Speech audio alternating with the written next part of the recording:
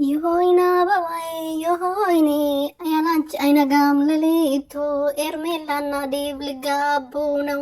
ሰርግ ተጠርታችኋል። እንግዲህ አብርሃም አላገባሽም ስላት አብርሃም ከሷ ጋር መሆን አልፈልግም ስል ዴቭ እንግዲህ ያው ቀጣይ ደግሞ ዙር ቀጣይ ሊሰራ ከኤርሜላ ጋር ለመጋባት አስበዋል። እና ሩትዬ ሰሞኑን እንግዲህ ባደረገችው ነገር እሳት ቦርሶ እሳት ጠጥቶ እሳት በልቶ ጋዝ አድርጎበት ነው ራሱ ላይ የመጣውና ተንገብግቧል። እንዴት ሄርሜላን ትነካታለሽ? በዚህ አይነት መልኩ ነው የአብርሃም ወደ ራስሽም ለማመለስ ያሰብሽው?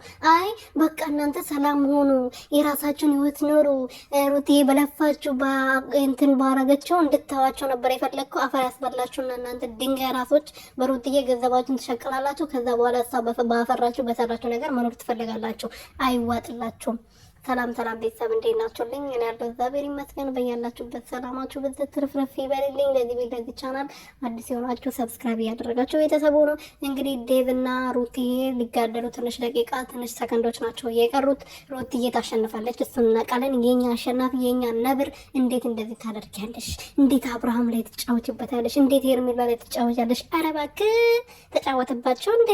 በደንብ አድርጋ እኮ ነው የሰራቻላችሁ። ኤፋዬ ግን አፌ ቁርጥ ይበልልኝ። ጀግና ናት፣ በጣም ትችላለች። እንደምትችል ደግሞ በተግባር አሳየቻችሁ አላለም የኔ ቀብራራ።